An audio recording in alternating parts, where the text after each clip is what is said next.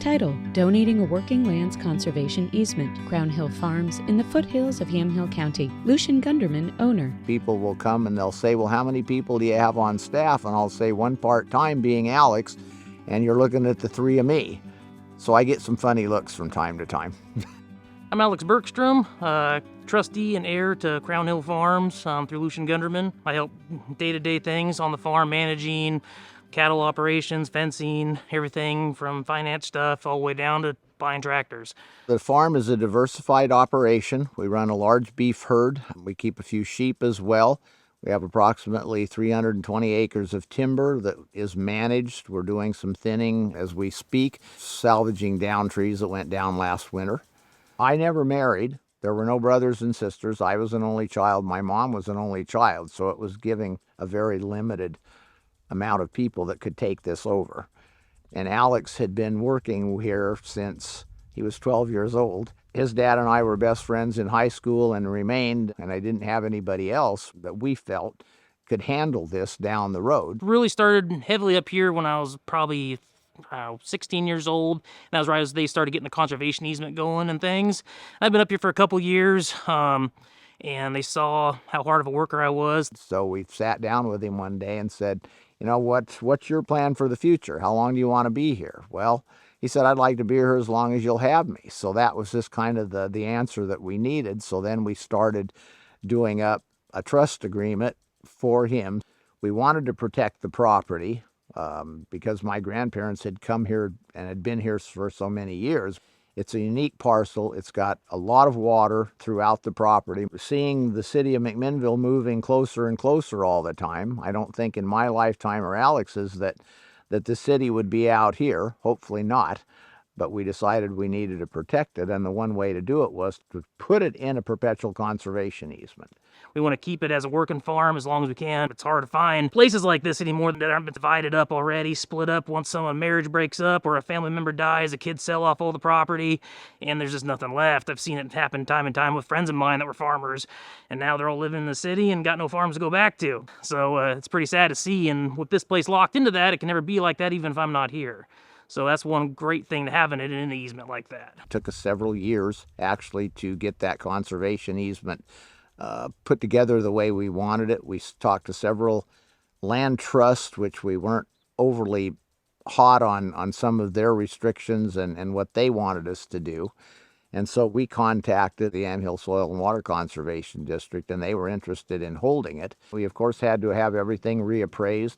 Timber had to be recruised. All of the buildings, all of the property had to be reappraised, so there was a figure. And the charitable tax donation was a percentage. And I don't honestly remember what that figure was or what the percentage was, but it was a tax deduction that could be taken against current and future years' taxing. We spread it out so that there was, a longer period of time for that tax credit to actually take place. Joseph Fitz, manager at Aldrich CPAs and Advisors. A charitable deduction of an easement reduces your taxable income, which can preserve your operating capital. So the money you'd spend on taxes, you can put back into your business. A donor generally can take a charitable deduction of up to 50% of their adjusted gross income when they're making a donation to a qualified charity. And if they don't use that full charitable deduction in the year of the contribution, they can carry that deduction forward for 5 years. And conservation easements are special because the donor, if they are a farmer or rancher or commercial fisherman, or forestry owner, they're allowed to deduct up to 100% of their adjusted gross income. And they're also able to carry that contribution forward for 15 years if they don't use it all up in the first year. The IRS actually has an audit guide for conservation easements, and there are specific qualifications laid out in the audit guide. Definitely the appraisal is the most important piece of documentation because the charitable deduction is based on the value of the property with and without restrictions. So the difference in the fair market value with and without the restrictions of the easement really is your charitable deduction. An appraisal should be performed by someone who's a licensed appraiser and who's met the licensing requirements and has the experience requirements necessary to just maintain that credential. And I think that in this case, an appraiser who's performed appraisals for conservation easements in the past would be the best choice. Tony Toso of Edwards, Lean and Toso, Inc. Okay, so you've got a landowner that's seeking a charitable donation of a conservation easement, and he's going to need an appraisal to support that. There's two kind of key components to that. There's the qualified appraiser and a qualified appraisal. Then you've got to have a qualifying property. A qualifying entity has to hold that, like Oregon Ag Trust would be a holder of that easement. There's timing factors in there. So if you haven't gotten the easement done yet, we would need to be within 60 days of that donation being made, or we've got to look at going back and doing a retrospective appraisal on the property for that easement. Accompanying the appraisal, you would need to obtain a contemporaneous acknowledgement from the donee organization, from the land trust, that affirms the property you contributed and the fact that you didn't receive any compensation for it. Or in the case of bargain sale of development rights, it would also stipulate what you did receive in exchange for your contribution. A partial donation. That situation is typically born of not enough funding to pay cash for the complete easement value. So let's say your easement value is $1 million. The land trust has a commitment from the state for $500,000, and where do we get the other? Well, we don't have it. Would you donate the other half? And that's kind of how that in the long and short goes. And so same type of specs, same concept. And typically in that first appraisal where we're appraising for the easement between the land trust and the landowner, I'll put a nice big bold statement in there that this appraisal is not to be used for an IRS Section 170 deduction. This is not a qualified appraisal in that circumstance. Then we come back and we do the appraisal for the charitable contribution, where we have different criteria that we look at, like direct acquisitions of easements. That's where the land trust and the landowner have negotiated a price. There's also a baseline study that should be completed.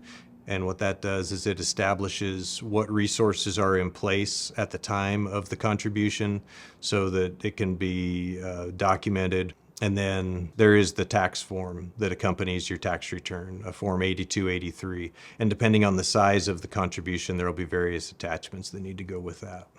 A couple of common circumstances that would be examined in an IRS audit would be either the value of contiguous parcels of land that increase because of the donation of an easement on an adjacent parcel, or if the value of the contribution is overstated by either inflating the full value of the land before restrictions or deflating the value of the land after the restrictions. The higher the value of the contribution, the more the transaction would be scrutinized. The IRS would be most interested in how you are appraising the value before and the value after the easement, because the taxpayer receives the most benefit by having a very high before value and a very low after value. As you're looking at tax planning, as you're looking at succession planning, it's going to be important that you talk to a group of professionals about it. You talk to your tax advisor, you talk to your